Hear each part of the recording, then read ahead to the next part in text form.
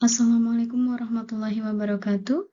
Bertemu lagi pada kesempatan kali ini, yaitu kuliah matematika dan fisika dasar. Topik yang saya sampaikan kali ini adalah How to do a simple linear regressions on Microsoft Excel. Dengan ini, kita akan mempelajari bagaimana melakukan analisis data menggunakan model statistik regresi linear sederhana menggunakan Microsoft Excel.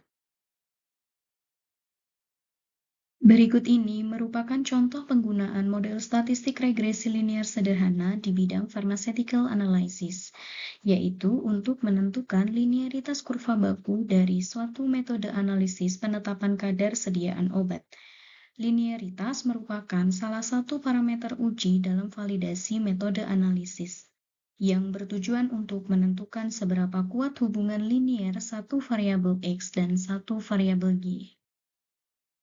Pada contoh soal ini, kita dapat mempelajari bagaimana penerapan model statistik regresi linear sederhana untuk mengolah data hasil pengukuran dengan metode spektrofotometri, yaitu suatu instrumen analisis dengan prinsip pengukuran intensitas serapan sinar ultraviolet oleh molekul yang mempunyai gugus kromofor. Saya akan bacakan kembali kasus pada contoh berikut ini.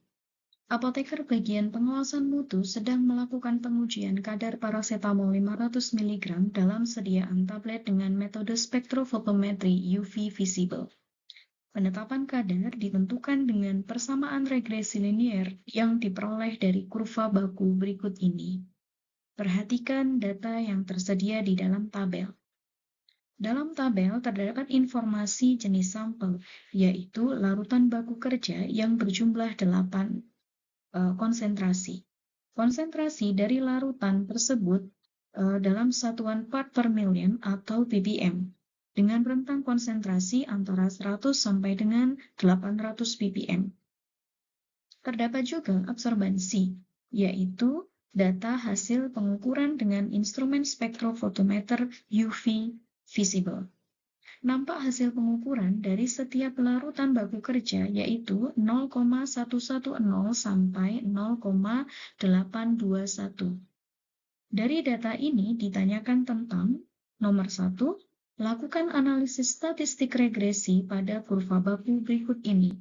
Nomor 2, buatlah grafik untuk kurva kalibrasi pengujian berikut ini. Untuk menjawab soal nomor 1 dan 2 dapat kita selesaikan dengan analisis regresi yang tersedia di software Microsoft Excel yang akan dijelaskan berikutnya tahap demi tahap. Penelitian variabel adalah objek yang menjadi titik perhatian suatu penelitian. Variabel penelitian terdiri dari variabel terikat atau dependent variable dan variabel bebas atau independent variable. Apakah yang dimaksud dengan dua macam variabel ini? Variabel terikat atau dependent variable adalah variabel respon atau merupakan output. Variabel terikat atau dependent atau sering disebut sebagai variabel output kriteria konsekuensi atau variabel yang dipengaruhi atau yang menjadi akibat karena adanya variabel bebas. Variabel terikat tidak dimanipulasi, melainkan diamati variasinya sebagai hasil yang dipradugakan berasal dari variabel bebas. Biasanya variabel terikat adalah kondisi yang hendak kita jelaskan. Dalam eksperimen-eksperimen, variabel bebas adalah variabel yang dimanipulasikan atau dimainkan oleh pembuat eksperimen. Berikutnya, variabel bebas, yaitu variabel yang digunakan sebagai sebab munculnya variabel yang terikat. Variabel bebas atau sering disebut sebagai independent variable sering juga disebut juga dengan variabel stimulus atau prediktor atau antecedent. Variabel bebas adalah variabel yang mempengaruhi atau yang menjadi sebab perubahan atau timbulnya variabel terikat. Variabel bebas biasanya dimanipulasi, diamati, dan diukur untuk diketahui hubungannya atau pengaruhnya dengan variabel lain. Sebagai contoh dalam soal ini, studi hubungan antara dua variabel yaitu konsentrasi larutan baku kerja sebagai variabel X dan absorbansi sebagai variabel Y. Dalam hal ini, peneliti memandang yaitu Y sebagai variabel terikat karena Y akan berubah sebagai akibat dari diubahnya X. Disebut dependent karena nilai Y akan berubah atau terikat atau tergantung pada nilai variabel X. Sebelum kita mulai untuk analisis statistik menggunakan Microsoft Excel, kita harus memastikan bahwa terlebih dahulu, tools analisis yang tersedia di Microsoft Excel telah siap. Untuk mempersiapkan hal tersebut, kita dapat melakukan dengan cara yang pertama, klik File di pojok kanan atas, kemudian akan muncul pilihan menu di sebelah kiri.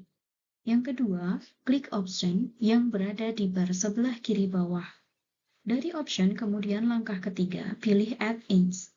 Dan akan muncul kotak dialog Add-ins dan pilih Analysis Toolpack. Langkah keempat, pilihan pada bagian pengaturan atau Manage Add-ins. Langkah kelima, pilih Excel, Add-ins, dan klik Go. Kemudian akan muncul dialog Add-ins kembali. Dan langkah keenam, pilih Analysis Toolpack dan klik OK. Kemudian, pastikan kembali bahwa Analysis Toolpack telah terpasang. Caranya, pada bar atas, klik Data, pilihan menu bar di sebelah kanan atas akan muncul Data Analysis. Dengan demikian, Microsoft Excel Anda telah siap digunakan untuk analisis data statistik. Untuk menjawab soal nomor 1, perhatikan langkah-langkah berikut ini. Pertama, tuliskan kembali tabel data analisis. Tabel dilengkapi dengan header sesuai dengan judul masing-masing kolom. Jika sudah lengkap, kemudian klik Data Analysis, kemudian pilih Regression, dan klik OK. Setelah kita klik OK pada tahap sebelumnya, kemudian akan muncul dialog yang harus diisi, yaitu yang pertama adalah Input. Input Y-Range. Untuk melakukan input Y-Range, blok area Y yaitu kolom observansi. Sedangkan untuk input X-Range, blok area X yaitu kolom konsentrasi. Berikutnya, centang di bagian label dan confidence level 95% atau alpha sama dengan 0,05. Kemudian, output kita letakkan di New Worksheet Play agar hasil masih di dokumen yang sama dan tidak bercampur dengan data asal. Tampilan berikut adalah cara bagaimana kita mengeblok area Y. Berikutnya adalah bagaimana cara kita untuk mengeblok area X. Dari sini kita paham bahwa untuk bisa memasukkan data area X dan Y, kita harus memahami terlebih dahulu fungsi dari variabel X dan Y pada penelitian ini. Setelah variabel X dan Y terpenuhi, kemudian tahap selanjutnya adalah kita mengisi bagian label, kemudian confidence level 95%, kemudian pilih New Worksheet Play untuk menampilkan hasil analisa dan diberi nama sheet tersebut dengan nama hasil, atau dengan nama yang sesuai dengan kebutuhan peneliti. Kemudian, pada tahap residual, centang semua residual dan normal probability. Lalu, klik OK dan hasil analisa akan muncul di sheet yang baru. Setelah langkah tadi, maka kita akan mendapatkan sheet hasil akan nampak seperti pada gambar berikut ini. Kita akan mendapatkan hasil analisa regressions, ANOVA, dan analisa residual output. Berikut juga dengan probability output yang dilengkapi dengan 3 grafik berikut. Konsentrasi line fit plot, konsentrasi residual plot, dan normal probability plot. Tahap berikutnya adalah interpretasi hasil. Yang pertama adalah output regression statistic. Kita melihat multiple R. Multiple R adalah nilai koefisien korelasi Pearson. Nilai ini menunjukkan kuat atau lemahnya korelasi hubungan linearitas antara variabel X dan Y. Dan hasil pengujian ini didapatkan R sama dengan 0,9979, yang artinya hubungan linear antara variabel X dan Y adalah strongly positive atau kuat positif, di mana hal ini ditunjukkan dengan semakin besarnya konsentrasi, semakin besar pula absorbansi. Berikutnya adalah R square atau R kuadrat. R kuadrat menunjukkan variasi variabel dependen yang dapat dihitung atau ditentukan oleh variabel independen. Dari hasil pengujian ini dapat disimpulkan bahwa R square kita yaitu 0,9958 dikalikan dengan 100, maka hasilnya adalah 99,58%. Yang artinya 99,58% variasi konsentrasi parasetamol dapat dihitung atau ditentukan dengan pengukuran absorbansi parasetamol dengan metode spektrofotometri UV visible. Berikutnya adalah adjusted R atau nilai R yang disesuaikan, yaitu digunakan untuk memperhitungkan jumlah variabel independen dalam analisis dan mengoreksi bias. Nilai ini akan sangat relevan ketika digunakan pada analisis multiple linear regression yang terdapat lebih dari satu variabel independen dalam model yang digunakan. Berikutnya adalah standard error. Adalah jarak rata-rata penurunan atau pergeseran nilai pengamatan dari garis regresi. Nilai standar error mempunyai satuan yang sama dengan variabel dependent atau variabel tergantung. Dalam hal ini diperoleh rata-rata penurunan atau pergeseran hasil pengukuran absorbansi adalah 0,0168 dari garis regresi atau garis standar. Lalu ada observations atau observasi. Di dalam tabel regresi statistik, kita mendapatkan observations, yaitu jumlah subjek data yang digunakan dalam analisis, di mana pada pengujian ini kita menggunakan 8 titik. Lalu, hasil pengamatan berikutnya atau hasil analisis berikutnya adalah analisis ANOVA, di mana pada tahap ini kita akan melihat taraf signifikansi F yang bisa kita gunakan untuk menilai atau menyimpulkan apakah regresi kita signifikan atau tidak.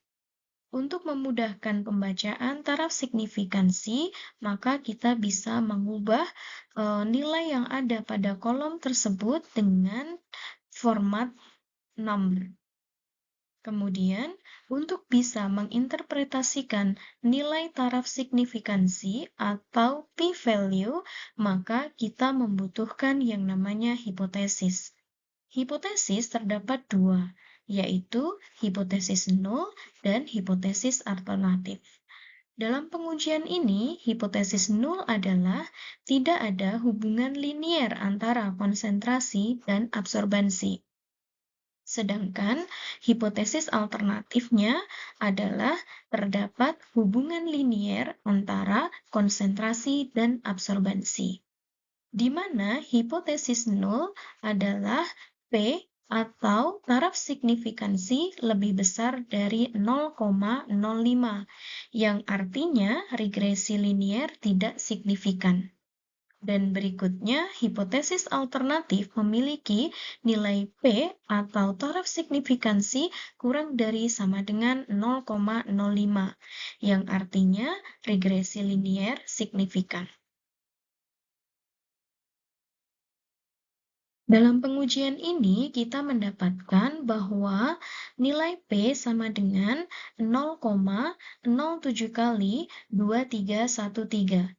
Yang artinya adalah nilai P kurang dari sama dengan 0,05, sehingga kita bisa menyimpulkan bahwa hipotesis alternatif diterima dan regresi linier signifikan. Dari analisis ANOVA, kita lanjutkan untuk melihat nilai intercept dan nilai slope yang bisa kita gunakan untuk menyusun persamaan regresi. Persamaan regresi tersusun dari Y sama dengan MX plus B, di mana Y adalah predicted Y variable atau sama dengan dependent variable. Sedangkan nilai M adalah nilai slope dan X adalah X variable atau independent variable. Dan B adalah intercept.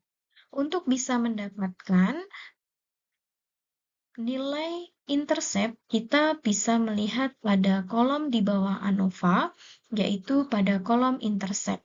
Jika kolom intercept bernilai positif, maka artinya nilai Y ini menyeberangi sumbu X atau lebih besar daripada 0. Kemudian, nilai slope atau kemiringan kita peroleh dari besarnya konsentrasi ppm yang di sini ditunjukkan dengan 0,0097. Kemudian, jika sudah mendapatkan nilai intercept dan slope, maka kita bisa menyusun persamaan Y sama dengan M kali X plus B. Menjadi Y sama dengan 0,00098 kali X plus 0,0267. Persamaan ini nanti yang akan kita gunakan untuk memprediksi nilai konsentrasi pada hasil pengukuran absorbansi sampel yang belum diketahui kadarnya. Nilai p-value pada tahap pengamatan intercept dan juga slope dapat kita gunakan untuk menyimpulkan apakah variabel yang kita gunakan dapat mempengaruhi variabel yang kita ingin ketahui. Yaitu di sini kita juga memerlukan hipotesis, di mana hipotesis yang dibuat adalah hipotesis null, yaitu intercept dan slope sama dengan 0, atau p-value-nya yang didapatkan lebih besar 0,05, dan yang kedua, hipotesis alternatif, yaitu intercept dan slope tidak sama dengan 0, atau p-value kurang dari sama dengan 0,05. Kita lihat hasil pengujian kita, yang di sini ditunjukkan dengan nilai intercept yang didapatkan dengan nilai P sama dengan negatif 0,0053, dan slope tidak sama dengan 0, di mana P atau p-value-nya sama dengan 0,07 kali 23. Sehingga dapat kita simpulkan P kurang dari sama dengan 0,05, di mana konsentrasi yang digunakan pada pengujian ini adalah variabel yang signifikan berpengaruh terhadap absorbansi atau hasil pengukuran. Berikutnya untuk menjawab soal nomor 2, kita ingat kembali bahwa pada saat awal tadi sebelum melakukan analisa, kita mengisi dialog regression, di mana salah satu poin yang kita isi adalah line fit plots. Dengan line fit plots dapat dibuat grafik sketsa regresi linear, di mana kita bisa memodifikasi grafik yang telah tersedia, yaitu grafik konsentrasi dalam satuan ppm versus line fit plot. Sebelum kita memodifikasi, kita geser terlebih dahulu grafik ke tempat yang lebih luas untuk bisa lebih leluasa dalam hal melakukan editing. Modifikasi kurva baku menggunakan grafik dari line fit plot dapat dilakukan dengan cara berikut ini. Setelah kita memperbesar grafik, maka kita akan lebih mudah untuk melakukan editing sesuai dengan kebutuhan analisa kita. Yang pertama adalah kita akan menghilangkan garis Lurus atau line standar yang di sini diwarnai dengan warna orange, sedangkan hasil pengukuran kita atau absorbansi hasil pengukuran kita itu di warna biru. Caranya adalah pada garis orange kita klik kanan, kemudian akan muncul dialog. Dialog berikutnya adalah kita akan remove atau membuang predicted absorbansi dengan cara klik di predicted absorbansi, kemudian pilih remove, lalu tekan OK. Selanjutnya, ini kita dapatkan tampilan kurva baku tanpa garis standar. Kemudian, tahap selanjutnya, modifikasi judul dan menambahkan garis regresi dengan trendline. Untuk menambahkan trendline, maka klik kanan di bagian titik absorbansi, kemudian akan muncul dialog format trendline. Terdapat beberapa pilihan, maka kita bisa memilih linear karena kita sedang melakukan analisis regresi linear. Kemudian, tampilan berikutnya, trendline name kita pilih otomatis atau jika dikehendaki dengan nama tertentu, maka bisa kita pilih custom. Dalam contoh ini, kita pilih automatic.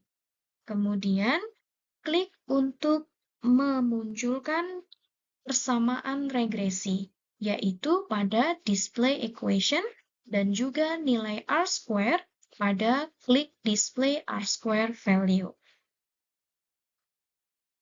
Selanjutnya, untuk mengganti judul grafik dapat dilakukan dengan mudah, yaitu dengan klik kanan pada tulisan judul, kemudian pilih Edit Text, lalu tuliskan judul sesuai dengan nama kurva kalibrasi yang dibuat. Berikut adalah hasil modifikasi kita terhadap konsentrasi line feedlot.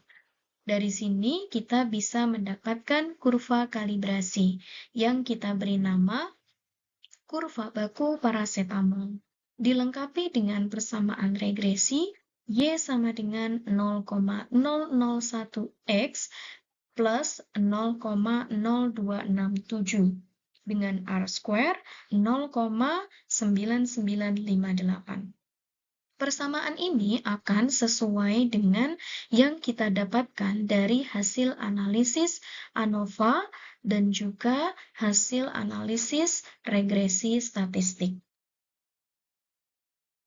Demikian yang bisa saya sampaikan, semoga bisa membantu. Terima kasih atas perhatiannya. Wassalamualaikum warahmatullahi wabarakatuh.